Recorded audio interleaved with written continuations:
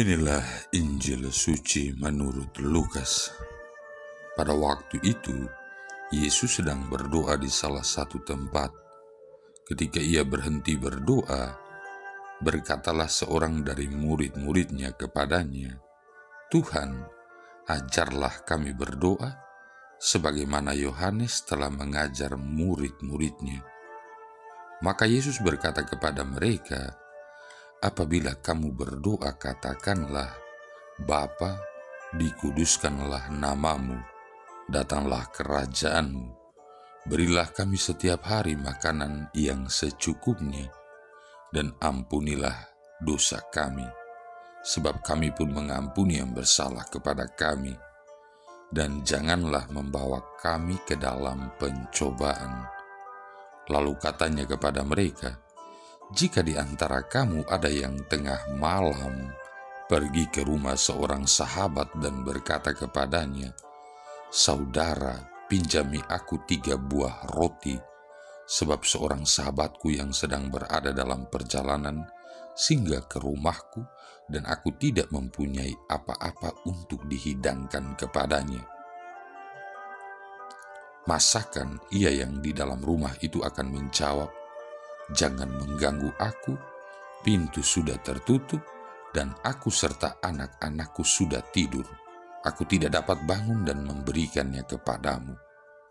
Aku berkata kepadamu, sekalipun dia tidak mau bangun dan tidak mau memberikan sesuatu, meskipun ia itu sahabatnya, namun karena sikap sahabatnya yang tidak malu-malu itu, pasti ia akan bangun dan memberikan apa yang dia perlukan.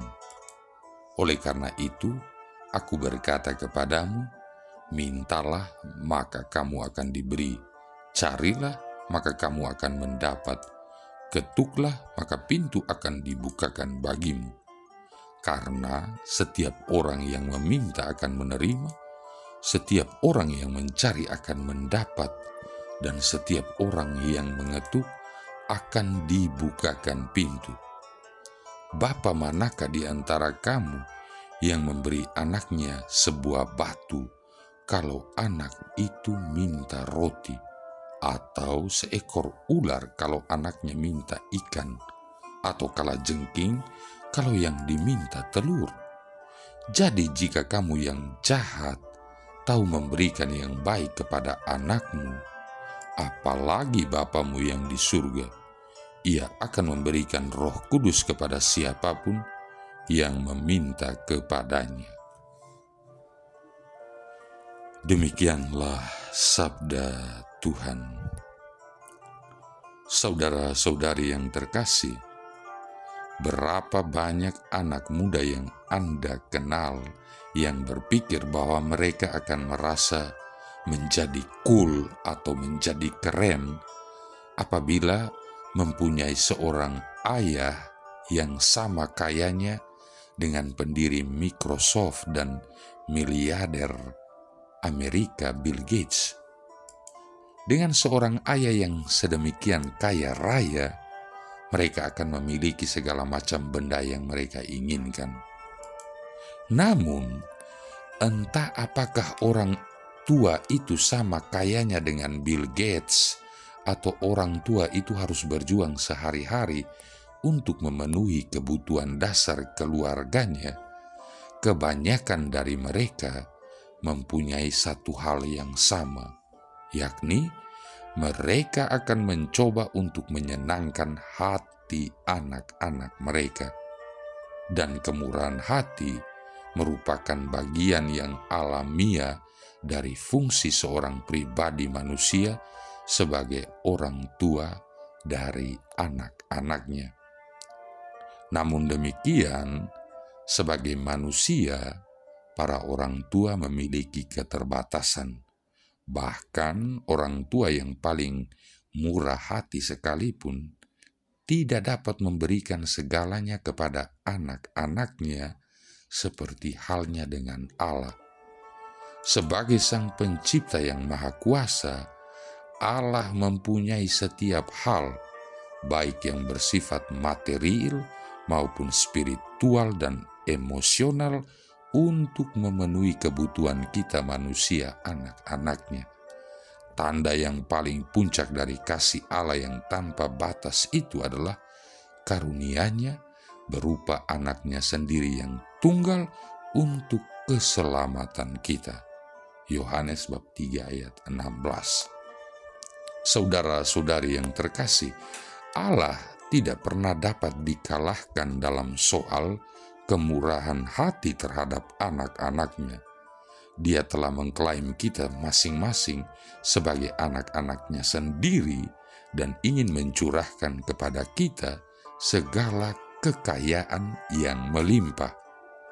Akan tetapi, dalam menerima kemurahan hati Allah, kadang-kadang kita harus sabar dan mempunyai pikiran yang terbuka. Allah mengetahui kebutuhan-kebutuhan kita, bahkan lebih tahu dari kita sendiri, dan dengan kemurahan hati, Dia akan memberikan kepada kita segala yang kita butuhkan. Akan tetapi pemberiannya tidak selalu akan seperti yang kita harapkan, seperti sang sahabat dalam bacaan Injil tadi. Kita perlu siap siaga dalam menantikan tanggapan Allah, terbuka bagi kemungkinan bahwa Dia dapat datang dengan suatu kejutan yang tidak pernah kita harap-harapkan.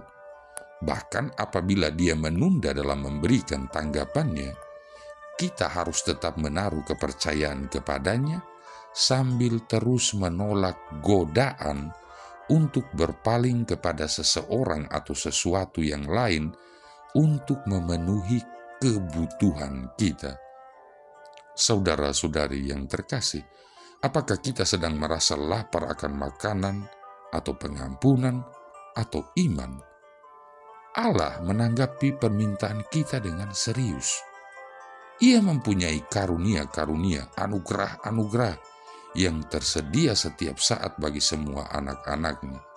Oleh karena itu, kita tidak perlu takut memohon kepadanya untuk mencurahkan berbagai karunia atau anugerah tersebut ke atas diri kita.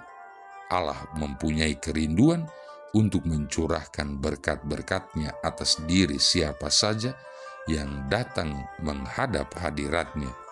Dia bahkan akan memberikan Roh Kudus-Nya sendiri. Saudara-saudari yang terkasih, karena badai, sebuah kapal tenggelam di lautan luas. Yang selamat hanyalah 2 laki-laki yang berhasil berenang ke sebuah pulau terpencil. Di sana mereka tidak tahu apa yang harus diperbuat kecuali berdoa.